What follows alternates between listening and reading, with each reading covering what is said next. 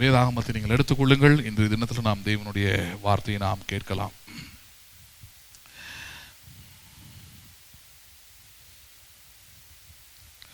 எபேசியர் 1வது அதிகாரம் 13வது வசனத்தை நாம் பார்ப்போம். எபேசியர் 1வது அதிகாரம், எபேசியர் 1:13 வசனம். நீங்களும் உங்கள் ரட்சிப்பின் சத்திய வசனத்தை கேட்டு விசுவாசிகளான போது வாக்குத்தத்தம் பண்ணப்பட்ட பரிசுத்த ஆவியால் அவருக்குள் முத்திரை போடப்பட்டீர்கள். உங்களோடு கூட இந்த ஞாயிற்றுக்கிழமையின் காலைகளிலும் பரிசுத்த ஆவியானவர் என்கிற தலைப்பின் கீழே தேவனுடைய வசனத்தை நான் போதித்துக் கொண்டு வருகிறேன். பரிசுத்த ஆவியானவர் புதிய உடன்படிக்கையின் கிறிஸ்தவர்களாக இருக்கிற நமக்கு, அல்லது இயேசு கிறிஸ்துவை சொந்த இரட்சகராக ஏற்றுக்கொண்டிருக்கிற நமக்கு, இயேசு கிறிஸ்துவின் சிலுவை மரணத்தினாலும் அவர் சிந்தின இரத்தத்தினாலும் ரட்சிப்பை பெற்றிருக்கிற நமக்கு எவ்வளவு முக்கியமானவராய் இருக்கிறார். அவரை அறிந்து கொள்வதும் அவருடைய பலத்தோடு ஞானத்தோடு வாழ்வதும் இந்த உலகத்தில் ரொம்ப முக்கியமானதா இருக்குது. அப்ப இந்த பரிசுத்த ஆவியானவரை குறித்து நம்ம தொடர்ச்சியா பார்த்து கொண்டே வருகிறோம். அதுல தற்பொழுது நாம் பார்த்து கொண்டு வருகிற காரியம், ரட்சிப்பை உறுதி செய்கிறவர் பரிசுத்த ஆவியானவராய் இருக்கிறார். The Holy Spirit who guarantees the salvation. பரிசுத்த ஆவியானவர் யாராய் இருக்கிறார்? அவர் நம்முடைய ரட்சிப்பை அவர் உறுதி செய்கிறவராக இருக்கிறார். எதை உறுதி செய்கிறார் அவர்? ஆமா, ஏன்னா நிறைய நேரத்தில் பிசாசுடைய தாக்குதல் எதில் இருக்கும்னா, நீ ரட்சிக்கப்படவே இல்லை, ரட்சிக்கப்பட்டிருந்தா இப்படிலாம் செய்வியா, ரட்சிக்கப்பட்டவங்களாம் இப்படிலாம் பண்ண முடியுமா அப்படின்ற ரட்சிப்பின் மேல இருக்கிற அவநம்பிக்கை அல்லது சந்தேகத்தை ஏற்படுத்துகிறவனாக இருப்பான். பல நேரத்தில் அது சபையின் பிரசங்கத்தில் கூட அது நடந்துருது. அது நீ ரட்சிக்கப்பட்டிருந்தா இருந்தா ஜெபம் பண்ணாமல் இருப்பியா, நீ ரட்சிக்கப்பட்டவனா இருந்தா வேதம் வாசிக்காமல் இருந்திருப்பியா, நீ ரட்சிக்கப்பட்டிருந்தா இப்படி பண்ணாமல் இருந்திருப்பல்ல, இப்படிலாம் கேட்குறாங்க, கேள்வி எழுப்புறாங்க. நல்லா புரிஞ்சுக்கணும். நீங்க நம் பாவிகள் என்று தேவன் நம்மை தெரிந்து அறிந்துதான் நம்மளை மீட்டு எடுத்திருக்கிறார் அல்லது ரட்சித்திருக்கிறார். நம்ம 100% சரியானவர்கள் அல்ல. 100% எப்படிப்பட்டவர்கள் அல்ல, அதை ஒத்துக்கணும். தேவனுடைய கண்களில் நிறைய குறைகள் அல்லது நிறைய பாவங்கள் ஒவ்வொரு மனுஷன் மேலும் இருக்கிறது. அவன் எவ்வளவு பெரிய புனிதனாக தன்னை கருதினாலும் சரி, தேவனுடைய கண்ணில் பார்க்கும் போது பல குறைகள் அவர் கண்ணுக்கு தெரியுது. அதனாலதான் ரோமர்ல சொல்றாரு, எல்லாரும் பாவம் செய்து தேவனுடைய மகிமை அற்றவர்களாக மாறினார்கள் இருக்கிறார். Everyone has done. எல்லாருமே பாவம் செஞ்சாங்கன்றார், ஒருத்தரையும் விடல. அவர் எல்லாரும் பாவிகளா இருக்கிறாங்கன்னு ஒரு முத்திரையை வேற குத்திட்டார். இப்படி இருக்கிற கட்டத்தில் தான் தேவன் தம்முடைய குமாரனை அனுப்பி நாம் தேவனுடைய பிள்ளைகளா இருக்கும்படிக்கு, நம் பாவங்கள் எல்லாம் மன்னிக்கப்படும்படிக்கு, நம்மை நித்திய வாழ்வுக்கென்று ஆயத்தம் பண்ணும்படியாக ரத்தத்தை அவர் சிந்தி இவ்வளவு பெரியதான ஒரு மகத்துவமான ஒரு ரட்சிப்பின் வாழ்க்கையை அல்லது தேவனுடைய பிள்ளைகள் என்று சொல்லக்கூடிய இந்த வாழ்க்கையை நமக்கு என்ன பண்ணியிருக்கிறார்? அவர் கொடுத்து இருக்கிறார். பாருங்க, it is a gift of God. தேவனுடைய ஈவு. யாருடைய ஈவு இது? தேவனுடைய ஈவு. பவுல் சொல்றார், இது உங்களால் உண்டானதல்ல, இது தேவனுடைய ஈவாய் இருக்கிறது. ரட்சிப்பு என்பது அது உங்களால் உண்டானதல்ல என்றார். அதுக்கு நீங்க எந்த வேலையை செலுத்த முடியாது, அல்லது நீங்க எந்த வேலையை செலுத்தினாலும் நீங்கள் தேவனோடு கூட இருக்கிற ஐக்கியத்தை, உறவை, அப்பா பிதாவை என்று கூப்பிடப்படுகிற புத்திர சுவிகாரத்தின் ஆவியை நீங்கள் பெற முடியாது. குமாரன் அது அருளி இருக்கிறார், அதற்குரிய கிரயத்தை குமாரன் செய்திருக்கிறார். அப்ப அப்படி இருக்கிறப்ப இந்த ரட்சிப்புன்னு வரும்போது பாருங்க, ஞானஸ்நானம் எடுத்து ரட்சிக்கப்பட்டு சபையில் இருக்கும்போது சில குறைகள், சில பிரச்சனைகள் விசுவாசிகளுக்குள்ள இருக்கும்போது அதை வச்சு டார்கெட் பண்ணி பிசாசு என்ன செய்யறான்? நீ ரட்சிப்பே இல்லை, ரட்சிக்கப்படாதவன், நீ எப்படி ஜெபம் பண்ண ஆண்டவர் உன்னை கேட்பாரா? நீ எவ்வளவு ஜெபம் பண்ணியிருக்கிற, உனக்கு பதில் வந்துச்சா அப்படின்னு அர்த்தம். நீ ரட்சிக்கப்படவே இல்லை அப்படின்ற மாதிரியான பல சந்தேகங்களை, பல தாக்குதல்களை அவன் என்ன பண்ணிக்கிட்டே இருக்கான், செய்து கொண்டே இருக்கிறான். அதனாலதான் மனிதர்களோ, சபையோ, உறவினர்களோ, குடும்பமோ நம்முடைய ரட்சிப்பை உறுதி செய்கிற இடத்துல நம்ம வைக்கக்கூடாது. யார் நம்முடைய ரட்சிப்பை உறுதி செய்யணும்? நமக்கு அருளப்பட்ட பரிசுத்த ஆவியானவர். நாம் இயேசு கிறிஸ்துவை சொந்த ரட்சகராக ஏற்றுக்கொள்ளும் போது, பரிசுத்த ஆவியானவரை வாரும் என்று அழைக்கும் போது, வாக்குத்தத்தம் பண்ணப்பட்ட பரிசுத்த ஆவியானவர் மாம்சமான யாவர் மேலும் என் ஆவியை ஊற்றுவேன் என்று சொல்லப்பட்ட பரிசுத்த ஆவியானவர், அவர் நம்முடைய உள்ளத்தில், நம்முடைய இருதயத்தில் ஊற்றப்பட்டிருக்கிறபடினாலே அந்த ஆவியானவரால் நம்முடைய ரட்சிப்பு உறுதி செய்யப்படுகிறதாய் இருக்கிறது. நம்முடைய ரட்சிப்பு எதனால உறுதி செய்யப்படுகிறது? நான் தேவனுடைய பிள்ளை என்கிற உறுதியை பரிசுத்த ஆவியானவர் எனக்குள்ளே உண்டாக்குகிறார். அவர் யார் உருவாக்குறாரு? அதை பரிசுத்த ஆவியானவர் அந்த உறுதியை கொடுக்குறாரு. மற்றவங்க பார்த்து சொல்றது இல்லை, நீ கடவுளுடைய பிள்ளைதான்றதை மற்றவங்க உறுதி செய்யறதில்ல. யார் உறுதி செய்யணும்? அதை எனக்குள்ள அல்லது உங்களுக்குள்ள அருளப்பட்டிருக்கிற ஆவியானவர் உறுதி செய்யணும் உங்களோட ரட்சிப்பை. சரி, இதன் தொடர்ச்சியாக சில காரியங்களை நம்ம என்ன பண்ணி கொண்டே இருக்கிறோம், பார்த்து கொண்டே வரோம். இதன் அடிப்படையில் அதில் கடந்த வாரத்தில் 1 கொரிந்தியர் 6ஆம் அதிகாரத்திலிருந்து ஒரு வசனத்தை நம்ம பார்த்தோம். என்னது அது? ஆவியானவரால் கழுவப்பட்டு பரிசுத்தமாக்கப்பட்டு நீதிமான்களாக இருக்கிறீர்கள். யாரால கழுவப்பட்டு? ஆமா, நம்ம வெறும் இயேசுவின் ரத்தம், சிலுவை மரணம் அதோடு கூட முடிச்சிட்டோம். அதனாலதான் என்ன ஆயிடுது, அதோடு முடிச்ச பிறகு ரட்சிப்பின் வாழ்க்கை திருப்பி மதத்துக்குள்ள வந்துடும், ரிலீஜியஸ்குள்ள. ரிலிஜியன் என்ன? வெறும் சட்டத்திட்டங்கள், இது செய் இது செய்யாத, இதை பற்றி மட்டுமே பிரசங்கமா இருக்குது, அல்லது இதை பற்றி மட்டுமே சில காரியங்களா இருக்குது அங்க. அதனாலதான் அந்த ரிலீஜியஸ்ல இருந்து நம்ம முதல்ல விடுதலை ஆகணும். மதத்திலிருந்து நம்ம முதல்ல வெளியே வரணும். வெளியே இது மதம் அல்ல, இது கிறிஸ்துவோடு கூட இருக்கிற ஐக்கியம், உறவு. அப்பா பிதாவின் கூப்பிட பண்ணுகிற புத்திர சுவிகாரத்தின் ஆவியை நான் பெற்றிருக்கிறேன். நான் பிள்ளையா இருக்கிறேன், அவர் எனக்கு தகப்பனாய் இருக்கிறார். அவர் தந்தை தாயின் ஸ்தானத்தில் அவர் இருக்கிறார். அவர் அந்த உறவில் இருக்கிறோம். நம்ம வெறும் கடவுள் பரிசுத்தமானவர், அவர் பயங்கரமானவர் அவரு அப்படின்ற அந்த வட்டத்துக்குள்ள மட்டும் இல்லை, அதை தாண்டி வரணும் பாருங்க. அதை தாண்டி அப்பா பிதாவே என்கிற அந்த அன்பின் அந்த உறவுக்குள்ள நம்ம வரணும். வரும்பொழுது என்ன உண்டாகிறது நமக்குள்ள? கடந்த வாரத்தில் அதுதான் பார்த்துருந்தோம். நம்முடைய ரட்சிப்பின் உறுதி செய்கிற இன்னொரு காரியம், அது உறுதி செய்கிற மாதிரி இன்னொரு வார்த்தை என்னது? அது அவர் சொல்றாரு, ஆவியானவரால் கழுவப்பட்டு. யாரால் கழுவப்பட்டீர்கள்? நீங்கள் you have been washed by the Holy Spirit. பரிசுத்த ஆவியானவர். வெறும் இயேசுவின் ரத்தம் மட்டும் என்ன கழுவுறது இல்லை, யாரும் கழுவுறது என்ன? பரிசுத்த ஆவியானவரும் என்னுடைய ஆவியை, என் உள்ளத்தை, என் எண்ணங்களை, என் சிந்தைகளை எல்லாவற்றையும் என்ன பண்றாரு? சரி பண்ணுகிறார். அதை நம்ம எல்லாரும் சரியானவர்கள் இல்லை, ஆனால் சரி ஆகி கொண்டே இருக்கிறோம். யாராலனா? நம்ம பெற்றுக்கொண்ட பரிசுத்த ஆவியானவரால. நேற்று இருந்த மாதிரி நம்ம இங்கே நீங்க இருக்கிறது இல்லை. நேற்று இருந்த மாதிரி நம்முடைய உள்ளமோ, நம்முடைய எண்ணமோ, நம்முடைய கெட்ட சிந்தைகளோ, நேற்று ரொம்ப மோசமானவனா இருந்திருக்கலாம், ஆனால் இன்னைக்கு திருந்திருப்போம், மாறி இருப்போம், மனம் திரும்பி இருப்போம், உணர்த்தப்பட்டிருப்போம். எப்படி முடியுது? அனுபவம் நமக்கு சொல்லி கொடுக்குதா? கிடையவே கிடையாது. ஹலோ, சிலர்லாம் 90 வயசு 100 வயசுல கூட மன்னிக்க முடியாம இருக்கிற ஆள்லாம் இருக்கிறாங்க. அவங்களோட கேரக்டர்ஸை சேஞ்ச் பண்ணிக்க முடியாத இருக்கிற ஆள்லாம் இருக்கிறாங்க. அதனால வயசாயிடுச்சு, அனுபவம் வந்துருச்சு, அதனால எல்லாமே மாறிடுச்சுன்னு யாரும் சொல்லவே முடியாது. அப்படிலாம் போய் நம்பிடக்கூடாது. எதை நம்பணும்? நான் பெற்றுக்கொண்ட அல்லது தேவனால் எனக்கு அருளப்பட்ட பரிசுத்த ஆவியானவர் என்னை கழுவி, என்னை பரிசுத்தப்படுத்தி, என்னை நீதிமானாக யாராக மாற்றி இருக்கிறார் அவர். அதான் ரொம்ப முக்கியமானது. நீதிமான என்னது? I have a right to stand before God. நான் தேவனுக்கு முன்பதாக நிற்கக்கூடிய தைரியத்தை அல்லது ஸ்லாக்கியத்தை பெற்றவனாக இருக்கிறேன். அதுக்கு பேர் தான் நீதிமான். I have the rights to stand before the God. ஏன்? பாவியா இருக்கும் போது கடவுளுக்கு முன்பதாக நிற்பதற்கோ அல்லது தேவனிடத்தில் கேள்வி கேட்பதற்கோ, ஜெபிப்பதற்கோ, கேட்டு பெற்றுக்கொள்வதற்கோ, நம்புவதற்கோ எந்த தகுதியும் இல்லை. பழைய ஏற்பாட்டு காலத்தில் அதை தான் காண்பித்தார். மகா பரிசுத்த ஸ்தலத்துக்குள்ள தேவன் இருப்பாரு. நீங்களாம் அப்படி ஓரமா வெளியே என்ன பண்ணுங்க? நில்லுங்க. எனக்கு உங்களுக்கும் ஒரு பெரிய இடைவெளி இருக்கிறது. நான் பரிசுத்தர், நீங்கள் பாவிகளாக இருக்கிறீங்க அப்படின்றது தான் பழைய ஏற்பாட்டு காரியங்கள் எல்லாமே காண்பித்தது. சட்டத்திட்டங்கள் எல்லாம் அதன் அடிப்படையில் தான் இருந்தது. ஹலோ, மோசேவை 80 வயசுல சந்திக்கிறாரு. சந்திக்கும் போது அவனை பார்த்து சொல்றாரு, எங்க சந்திக்கிறாருன்னு பார்த்தீங்கன்னா வனாந்தரத்தில் ஆடுகளை மேய்ச்சிக்கிட்டு இருக்கிறான். அழைப்பு என்ன? இஸ்ரவேல் ஜனங்களை அவன் நடத்தும்படியான ஒரு லீடர்ஷிப்ல இருந்திருக்கணும். அவன் தலைவனா இருக்க வேண்டியவன். 40 வயசுல ஒரு கொலையை ஒன்று பண்ணிட்டு, ஒரு மர்டர் ஒன்று பண்ணிட்டு, அது பண்ணதே இது. அதை பண்ணிட்டு அதுக்கப்புறம் என்ன பண்றான்? போயிட்டு மாமனார் வீட்டில் போயிட்டு உட்காந்துக்கிட்டு அவருடைய ஆடுகளை, இவனுக்கு கூட சொந்தமா இல்லை, அவருடைய ஆடுகளை எடுத்துக்கிட்டு அந்த ஆடுகளை 1 நாள் 2 நாள் இல்லை, 10 வருஷம் 20 வருஷம் இல்லை, 40 வருஷம் பாருங்க. 40 வயசுல மாமனார் வீட்டுக்குள்ள போனவன் 80 வயசு வரைக்கும் எந்த ஒரு முன்னேற்றமும் இல்லாம, எந்த ஒரு அழைப்பை குறித்த சிந்தையும் இல்லாம, எண்ணமும் இல்லாம, முற்றிலுமாக அழைப்பை இழந்து 40 வருஷம் வெறும் ஆடை மேய்க்கிற ஒரு சாதாரண மனுஷனா இருக்கிறான். லட்சக்கணக்கான மனிதர்களை விடுதலையாக்கி, இஸ்ரவேலிலிருந்து விடுதலையாக்கி கானானுக்கு நேராக நடத்த வேண்டிய தலைவனா இருக்க வேண்டியவன். சிவந்த சமுத்திரத்தை பிரிக்க வேண்டியவன்.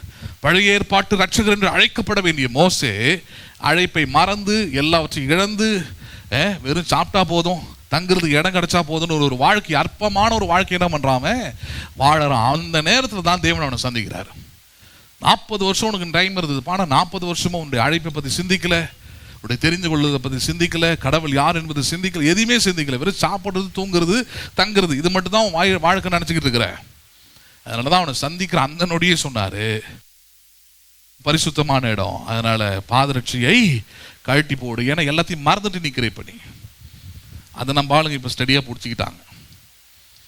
ஹலோ, கிறிஸ்தவர்களுக்கு ரொம்ப ஸ்டடியாக பிடிச்சி வச்சிருக்கிற ஒரு சத்தியம் என்னன்னு பார்த்தீங்கன்னா, நேற்று கூட இன்ஸ்டாகிராமில் ஒரு பாட்டு, நல்ல ஒரு ஒர்ஷிப் சாங் ஏதோ சர்ச்சில் லைவாக பாடிக்கிட்டு இருக்கிறாங்க.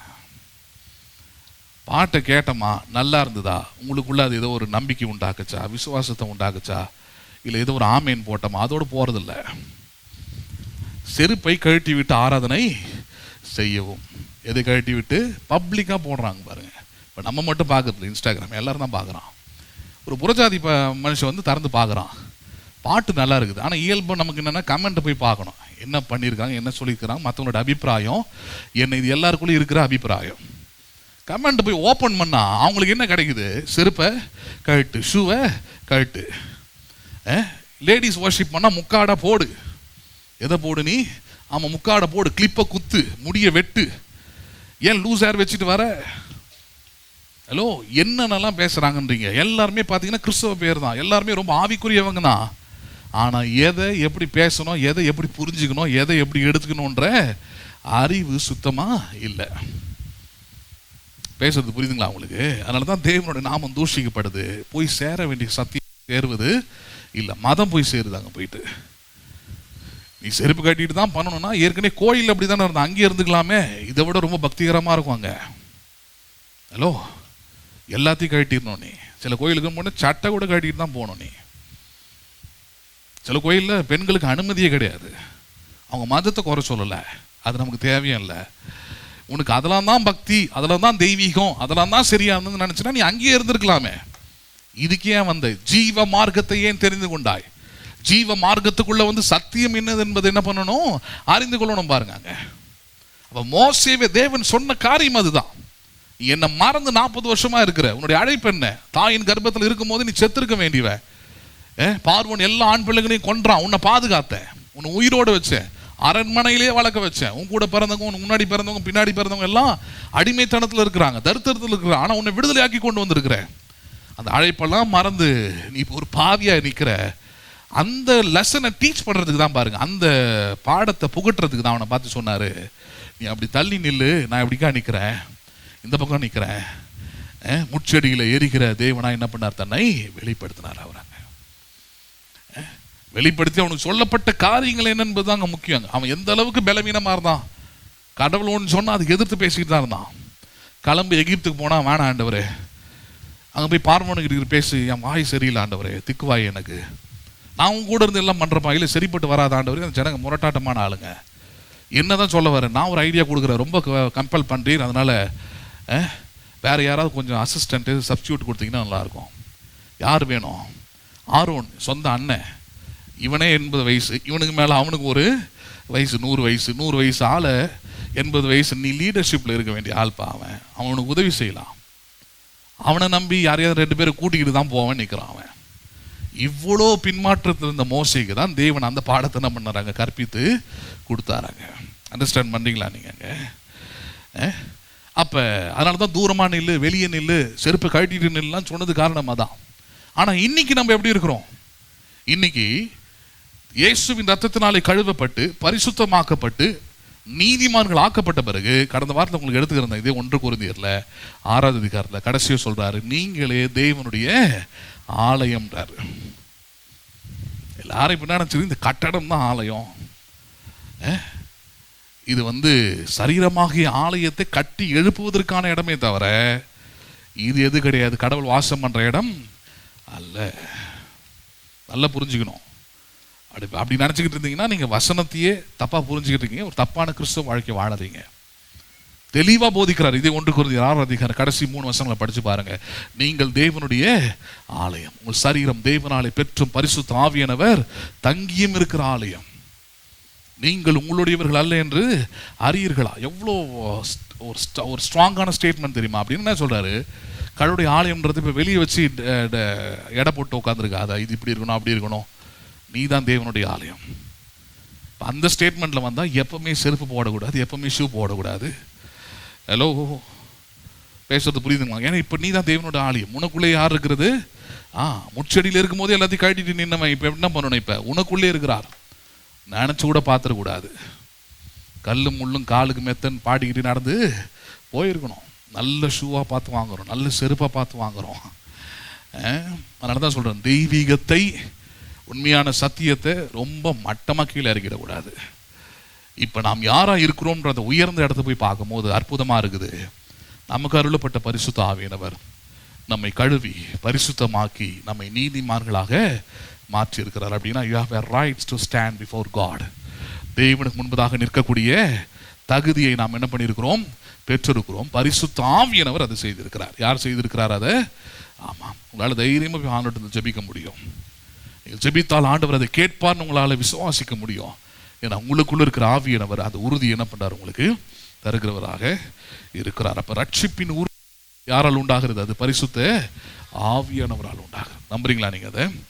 சரி, இன்றைக்கு நம்ம பார்ப்போம். இன்னைக்கான தலைப்பு, பரிசுத்த ஆவியால் உண்டாகிற ரட்சிப்பு எல்லோருக்கும் மாதிரிகளாக வைக்கிறது. பரிசுத்த ஆவியால் உண்டாகிற ரட்சிப்பு எல்லோருக்கும் மாதிரிகளாக வைக்கிறது. The salvation that comes from the Holy Spirit sets an example for everyone. The salvation that comes from the Holy Spirit sets an example for everyone. என்னது? பரிசுத்த ஆவியானவரால் உறுதி செய்யப்படுகிற ரட்சிப்பு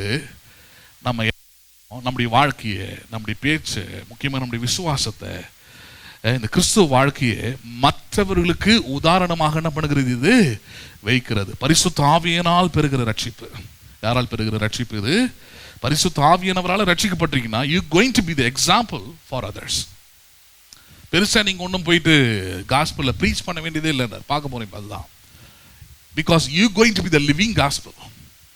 நீங்களே நடக்கிற அல்லது நடைமுறையின் நிருபமாக இருப்பீர்கள். உங்கள் பேச்சு, உங்கள் வார்த்தை, உங்களுடைய செயல்பாடுகள், கிறிஸ்துவை குறித்த நம்பிக்கைகள், உங்களுடைய விசுவாசம், இவைகளே மற்றவர்களுக்கு ஒரு பெரிய பாடமாக இருக்கும். நீங்கள் மற்றவர்களுக்கு மாதிரிகளாக இருப்பீர்கள். You become the example for others. God has set you. The Holy Spirit has set you. பரிசுத்த ஆவியானவர் உங்களை அப்படி வைக்கிறார். அப்படி ஹலோ, நம்புறீங்களா நீங்க அதை? ஆபிரகாமை தேவன் ஆசீர்வதிக்கும் போது பாருங்க, யாக்கோபு தேவன் ஆசீர்வதிக்கும் போய் பாருங்க, ஈசாக்கு ஆசீர்வதிக்கும் போது போய் பாருங்க எப்படி இருக்குதுன்னு. ஈசாக்கு தேவனால் ஆசீர்வதிக்கப்பட்டான் பாருங்க. அவன் மேல பொறாமப்படுறாங்க, அவனை துரத்துறாங்க, அவனுடைய வாழ்வாதாரத்தையே முடிக்க பார்க்குறாங்க, கிணற்றெல்லாம் தூட்டு போடுறாங்க, பொறுமையாக கடந்து போயிடுறான். கடந்து போன ஈசாக்கு ஒரு கட்டத்தில் அவனை எதிர்த்தவங்க, அவன் வாழக்கூடாதுன்னு நினச்ச அந்த நாட்டு ராஜாவே அவனை தேடி வந்து சொல்கிறான், நீர் கர்த்தரால் ஆசீர்வதிக்கப்பட்டவராமே, நீர் யாரால் ஆசீர்வதிக்கப்பட்டவராமே.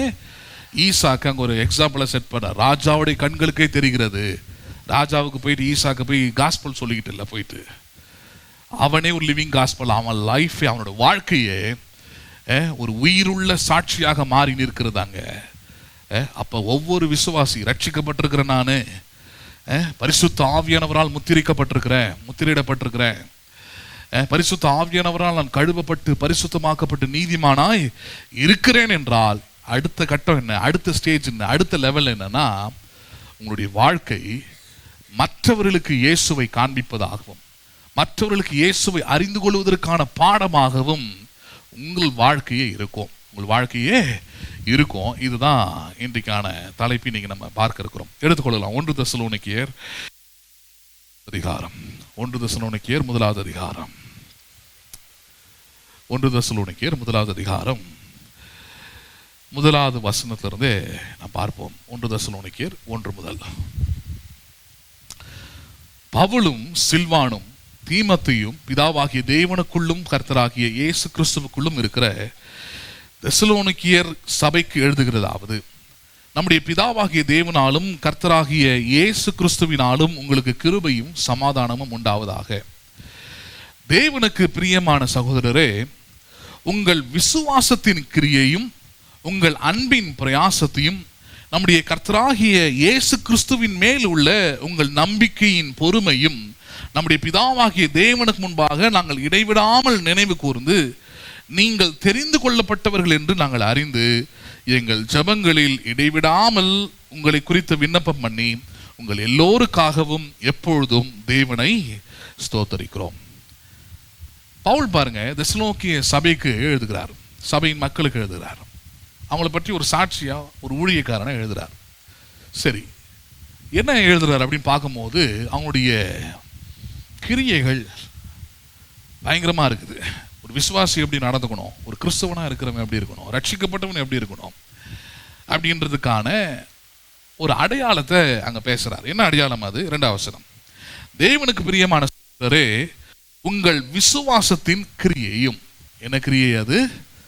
விசுவாசம்னாலே என்னன்னு புரிஞ்சுக்கணும் பாருங்க. விசுவாசம்னா நான் ஏதோ நம்புறேன்றதுல, அதுக்கு பேர் ஹோப், நம்பிக்கைன்னு பேர். நான் ஏதோ நம்புறேன், ஏதோ ஒன்று நம்பிட்டு போகலாம். ஆனால் நாம் கொள்வது என்ன, அல்லது நாம் வைத்திருப்பது என்னன்னா விசுவாசம், திட நம்பிக்கைன்னு பேர் அதுக்கு. அந்த விசுவாசத்தை குறித்து வேதம் எப்படி சொல்லுகிறதுனா, கிரியை இல்லாத விசுவாசம் செத்ததுன்னு இருக்குது. ஹலோ, என்ன விசுவாசம் செத்தது அப்படின்னா, விசுவாசம் என்றால் என்னது? It will do something, it will act, அவ்வளவுதான்.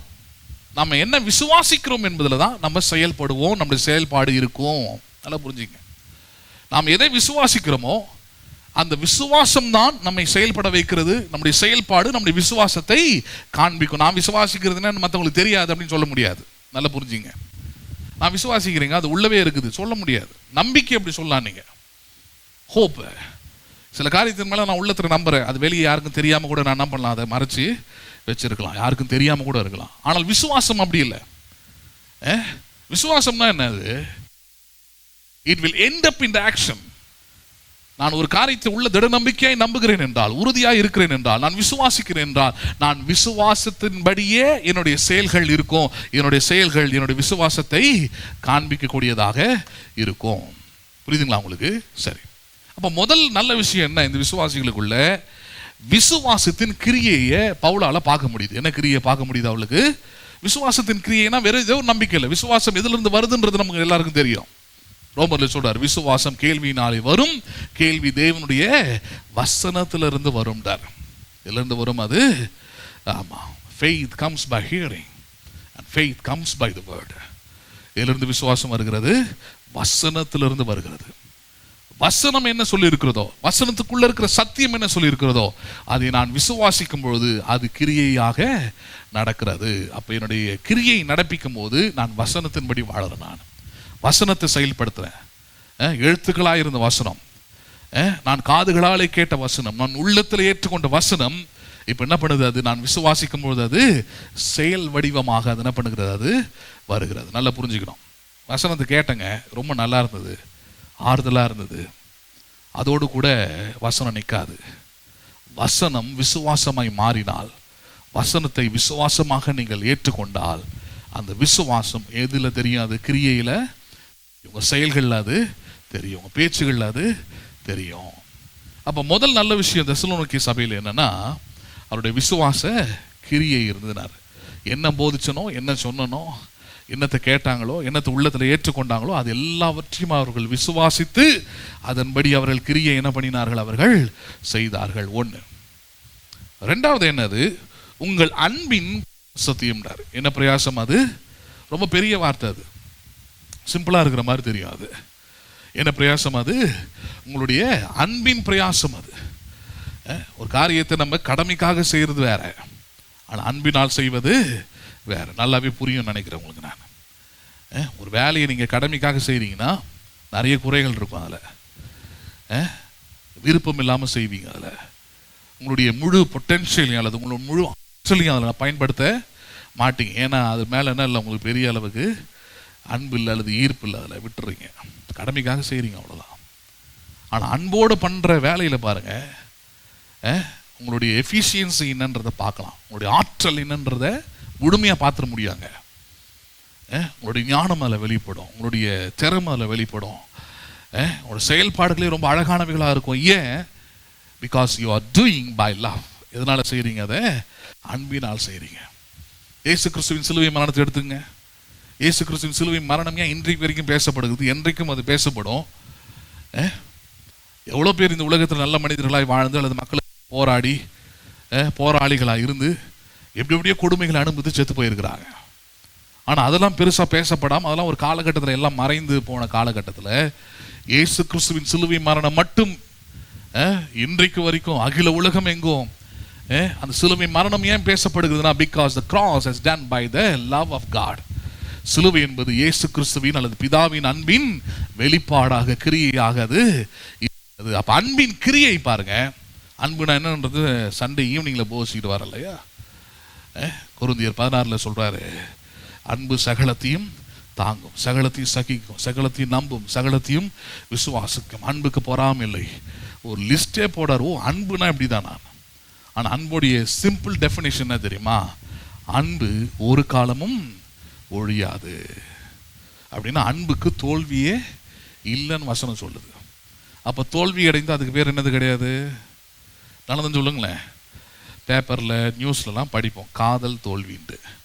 அது என்னது கிடையாது, அது அன்பே கிடையாது. ஏன்னா வசனம் சொல்லுது அன்பு ஒரு காலமும் ஒழியவே ஒழியாது. Love never fails. அப்போ எதை நம்ப போறீங்கன்னு பாருங்க. அதனால தான் முதல்ல கடவுள் அவருடைய அன்பு, வேதம் போதிக்கிற அன்பு, இதெல்லாம் அறிந்த பிறகு நீங்கள் அன்பு கூர்ந்தீங்கன்னா அந்த அன்பு அர்த்தம் உள்ளதாக இருக்கும், அந்த அன்பில் உயிரோட்டம் இருக்கும், அந்த அன்பு ஒரு நல்ல செயல்பாடு உள்ளதாக இருக்கும், அந்த அன்பு ஒரு ஞானம் உள்ளதாக அறிவுள்ளதாக இருக்கும், அந்த அன்புனால பிரோஜனம் உண்டாயிருக்கும். அப்போ இந்த தெசலோனிக்கே விசுவாசிகளை பற்றி பவுல் சொல்லுகிற 2வது காரியம் என்னன்னா, அவனுடைய அன்பின் பிரயாசம். என்ன பிரயாசம் அது? அவருடைய அன்பு அது வெறும் உள்ளத்தில் இருக்குதுங்க அப்படின்றது இல்லை. அதான் சொல்லுவோம், அன்பு என்பது வெறும் வார்த்தை இல்லை, அது ஒரு செயல். அன்பு இருந்தால் அது செயல்படும். ஹலோ, அன்பு இருந்தால் என்ன பண்ணும்? அது இயேசு நம்மை அன்பு கூர்ந்தார், அதோடைய செயல்பாடு தான் எனது சிலுவையில் அவர் மரித்தது, தம்முடைய ஜீவனை கொடுத்தது. ஹலோ, அண்டர்ஸ்டாண்ட் பண்ணுறீங்களா? நீங்கள் அன்புனா வெறும் வார்த்தை இல்லை, வெறும் ஹார்ட்டின் போட்டு அன்பு விட்டு நான் உன்னை நேசிக்கிறேன் அப்படின்னு சொல்கிறது இல்லை. ஹலோ, பேசுறது புரியுதுங்களா உங்களுக்கு? வெல்வெட்டு டைரி மில்க் சாக்லேட் வாங்கி கொடுத்து நான் உன்னை நேசிக்கிறேன்னு சொல்கிறது இல்லை. உலக அன்பே பேசுவோம் நம்ம. ஏன்னா தெய்வீக அன்பு நம்ம நிறைய நேரத்தில் புரிகிறது இல்லை. அங்கேருந்தே இங்கே வருவோம், கீழே இருந்தே கொஞ்சம் மேலே வருவோம். நான் உண்மையாகவே அன்பு கூறுறேன்னு சொல்கிற ஒரு ஆள் பாருங்கள் எந்த லெவலுக்கும் இறங்குவான். ஏன்டா இவ்வளோ தூரம் வர அப்படின்னா அந்த அளவுக்கு இறங்குவான் அவன். பல முறை நான் உங்களுக்கு சொல்லியிருக்கிறேன். அன்பு எல்லா கொடூரத்தையும் தாங்கி கொள்ளும். பார்த்துருக்குறீங்களா? மே மாதம் வெயில், பட்ட வெயில், 45 டிகிரி, வெறுங்காலே வைக்க முடியாது. பீச் ஓரமாக போனீங்கன்னா 2 பேர் உக்காந்து என்ன பண்ணிக்கிட்டு இருப்பாங்க. நமக்கு தூரமாக இருந்து நிழல் இருந்து பார்த்து நம்ம கத்திரி கிடப்போம், என்னடா எங்களால் இங்கே நிற்க முடியாது, நீ எப்படா அந்த வெயிலில் நடுவில் எந்த சூடு சொரணை எதுவுமே இல்லையா அப்படின்னா, அவங்களுக்குள்ளே இருக்கிற அன்பு வெயிலாவது மழையாவது புயலாவது எதுவாவது we are sharing our love. அன்பு ஒரு செயல் என்ன பண்ணுது? அது அங்கே செய்யுது, அது செய்யாமல் இருக்காது. அது பேசுறது புரியுதுங்களா உங்களுக்கு? அதே தான் கிறிஸ்துவின் அன்பும் பாருங்க. அது ஒரு வேளை அது எப்படி சொல்றது, இன்ஃபாக்சுவேஷனாக இருந்தால் கூட, ஒரு மாயையான முறையில் உலக அன்பு வந்தால் கூட சரி, அதுக்காகவே இவ்வளோ தூரம் இறங்கும் போது உண்மையான அன்பு அது ஜீவனையும் கொடுக்கிற அன்பாக இருக்கிறது. இயேசுடைய வாழ்க்கையில் அதை பார்க்க முடியுது. நம்புறீங்களா நீங்கள் அதை? அப்போ அன்பின் செயல்பாடு பாருங்க ரொம்ப முக்கியமானது. ஒரு விசுவாசியாக இருக்கிறீங்கன்னா, நான் சபையை நேசிக்கிறேன், நான் ஊழியத்தை நேசிக்கிறேன், நான் இயேசுவை நேசிக்கிறேன்னு டயலாக்ஸ் தேவை கிடையாது. எது பார்க்கப்படணும் வாழ்க்கையில்? உங்களுடைய அன்பின் பிரயாசம். என்ன பிரயாசம்? அங்கே அன்பின் பிரயாசத்தை பார்க்கணும். அங்கே ரொம்ப முக்கியமானது. இப்போ தெசலோனிக்கே சபையில் இருக்கிற விசுவாசிகளுக்கு 1 விசுவாச கிரியை, 2 அன்பின் பிரயாசம். அப்புறம் 3வது சொல்றாரு பாருங்க, நம்முடைய கர்த்தராகிய இயேசு கிறிஸ்துவின் மேல் உள்ள உங்கள் நம்பிக்கையின் பொறுமையும். யார் மேல இருக்கிற பொறுமை? அது இயேசுவை நம்புறோன்றதுக்கு ரொம்ப முக்கியமான ஒரு காரியம் என்னன்னா, அந்த வாழ்க்கையில் அந்த உறவில் நீடித்து நிற்கணும், ஒரு விசுவாசியை நிற்கணும், அவருக்காக வாழணும், விசுவாச கிரியைகளை செய்யணும், அன்பின் கிரியைகளை நான் செய்யணும்னா அதுக்கு நிச்சயமா இயேசு கிறிஸ்துவின் மேல் உள்ள நம்பிக்கையின் பொறுமை ரொம்ப அவசியம். யார் மேல உள்ள நம்பிக்கையின் பொறுமை? நல்லா சொல்லுங்களேன். ஆமாம், நான் இயேசு கிறிஸ்துவை ஏற்றுக்கொண்டதுனாலே அல்லது இயேசு கிறிஸ்துவை நான் நம்புறதுனாலே இந்த உலகம் எனக்கு ஏற்றதா, இந்த உலகம் 100% 100% என்னை ஏற்றுக்கொள்ளும், என்னை மேன்மையாக பேசும், என்னை உயர்த்தும், எனக்கு எல்லா இடத்துலையும் நல்ல பேர் கிடைக்கலாம் கிடையாது. கிறிஸ்துவின் நிமித்தமாக துன்பப்பட வேண்டியதா இருக்கும். கிறிஸ்துவை நம்புவதன் மூலமாக நம்ம சில இடர்பாடுகளை, நம்முடைய சந்தோஷத்தை, நம்முடைய சமாதானத்தை இழக்க வேண்டிய நேரிடும். ஆனா தெசலோனிக்கே சபையில் இருக்கிற விசுவாசிகளை பார்த்து சொல்றாரு, கிறிஸ்துவின் மேல் உள்ள நம்பிக்கையின் பொறுமை உங்களுக்குள்ள இருந்தது. என்ன இருந்தது உங்களுக்குள்ள? ஆமா, அவர் மேல நீங்க நம்பிக்கையா இருக்கிறீங்க. அந்த நம்பிக்கையில எது வெளிப்பட்டது? பொறுமை வெளிப்படுது. பேஷியன்ஸ், பொறுமை வெளிப்பட்டது. நிறைய பேருக்கு அந்த பொறுமை இருக்கிறது இல்லை பாருங்க. கடந்த வாரத்தில் ஒரு வாலிப பையனோட பேசிக்கிட்டு இருந்த பாருங்க. அப்படியே சொல்றான், அவன் எங்க அப்பா பாஸ்டா இருந்து இன்னைக்கு பெரியாரிஸ்ட் ஆயிட்டாரு. அவருக்கு 100 வயசு ஆகுது. அவர் எனக்கு கற்றுக் கொடுத்தது அதான். இயேசு 2000 வருஷத்துக்கு முன்னாடி பழைய ஆளு. ஆனா பெரியார் என்பவர் இப்ப வந்த கடவுள். அவர் தான் ஒயிட் அண்ட் ஒயிட் போட்டுக்கிட்டு இருந்தவர் இப்ப கருப்பு கருப்பு போடுறாரு. இப்ப அப்படியே ஆப்போசிட்டா மாறிட்டாரு. பெரியார் என்ன சொன்னாரு? மனிதனை நினை, மனிதனை நேசி அப்படின்னு சொல்லிட்டாராம். ஹலோ, அப்பதான் நினைச்சோம் அறிவு எடுத்துட்டு போய் ஆணியில் அடிக்க. நீலாம் சபைக்குள்ள இருக்கிறது இல்லாம இருக்கிறதே நல்லதுதான். யாரை கொண்டு போய் எங்கடா மிக்ஸ் பண்ணி ஏதோ அது என்கிட்ட பக்கம் பேசிக்கிட்டு இருக்கிறான் பாருங்க. கடைசியா கிளைமேக்ஸில் தான் எப்பவுமே நம்ம வேலை இருக்கும். கிளைமேக்ஸில் சொன்னார் ரைட்டு. அது போல் நிறைய பேர் சொல்லியிருக்கிறாங்க. புத்தர் கூட சொன்னார். புத்தர் கூட ஆமாம், பெரிய பேர் பெரிய புகழ். ஒரு ராஜாவுடைய பையன் இந்த ராஜாங்கத்தெல்லாம் திறந்து குடும்ப வாழ்க்கைலாம் முடியலடா அப்பா, சாமி ஆளை விட்டுருங்க அப்படின்னு பொண்டாட்டி பிள்ளையெல்லாம் விட்டுட்டு வந்து துறவி ஆகிட்டார். அவர் தான் புத்தர். அவர்கிட்ட இருக்கிற ஒரு நல்லது என்னன்னா, என்ன சாமி ஆகிடாதீங்கடா, என்ன யாராகிடாதீங்க, என்ன கடவுள் ஆகிடாதீங்க, என்னை அப்படியே விட்டுருங்க, என்ன நான் சில நல்ல கருத்துக்களை போதிக்கிறேன். அது என்ன, மற்றவர்களுக்காக தியாகம் பண்ணி சாக்ரிஃபைஸ் பண்ணி வாழு. அதனால தான் பார்த்தீங்கன்னா அவங்களாம் புத்த துறவிகள்லாம் மொட்டைலாம் அடித்து முடியெல்லாம் கூட திறந்து எல்லாத்தையும் திறந்துட்டு உட்காந்துருப்பாங்க. எல்லாரும் போதிச்சிருக்கிறாங்க. அதெல்லாம் இல்லைன்னு சொல்ல முடியாது. பெரியார் மட்டும் பேசினான்னு சொல்ல முடியாது. சரி, மனிதனை நினைன்னு சொன்னார். யாரை நினைன்னு சொன்னார்? அவரு மனிதனை. அவர் சொன்ன வார்த்தையினால அது அப்படி நடக்க முடியுதா? வாழ்க்கையில் அது சொந்த குடும்பத்திலே அதை செய்ய முடியுதான்னு பாருங்க. செய்ய முடியாது. சொல்றது ரொம்ப ஈஸிங்க. அது செய்வதற்கான பலன் தேவை. அது செய்வதற்கான பலனும் ஆற்றலும் ஞானமும் வழிகளும் தேவை.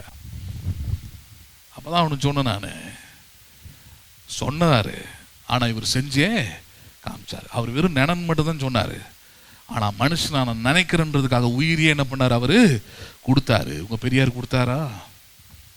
ஹலோ, பெரியார் அதை அவர் குறை சொல்லலை. ஆனா எல்லாத்தையும் கண்மூடித்தனமா அப்படி நம்ப கூடாது பாருங்க. What is reality? எது நிஜம்? ஒருத்தர் உயிரை கொடுத்து மனுஷன் அன்பு கூறு, உன்னில் அன்பு கூறுவது போல பிறனிலும் அன்பு கூறு. பாரு, நான் அப்படிதான் அன்பு கூறுன்றத உயிரை கொடுத்துட்டு ஒருத்தர் செஞ்சுட்டு போயிருக்கிறாரு. அவரை கொண்டு வந்து ஹலோ அவரை கொண்டு வந்து எதோட பேசிக்கிட்டு இருக்கிற? அவர்ல 1% கூட இவர் செய்யல. பெண் உரிமையை பத்தி பேசினாருன்ற அடுத்தது உங்க பைபிள் இப்படி பேசுதா அப்படின்றான். அவன் மேல தப்பு கிடையாது. அவன் போன சர்ச்சு, அவங்க பாஸ்டர், அதெல்லாம் தான் தப்பு. பெண் உரிமையை பற்றி முதல்ல போதிக்கிறதே வேதாகமம் தான். அவன் சொல்றான் பாருங்க, விதவை திருமணம் பெரியாரால தான் சாத்தியமாச்சுன்றான். நீ பைபிளை படிக்கலன்னா நான் என்ன பண்றது? ரூத் யாரு? ரூத்துன்னு ஒன்று கேரக்டர் ஒன்று இருக்குது இல்லையா பைபிளில்? யார்? வேதாகமத்தில் சொல்லப்படுகிற முதல் விதவை திருமணம் யாரு? ரூத்து தான். அவனால் வாயை திறக்க முடியல. பெண்ணியம் பற்றி வேதாகமம் என்ன சொல்லுகிறது அப்படிலாம் பேச ஆரம்பிச்சான்.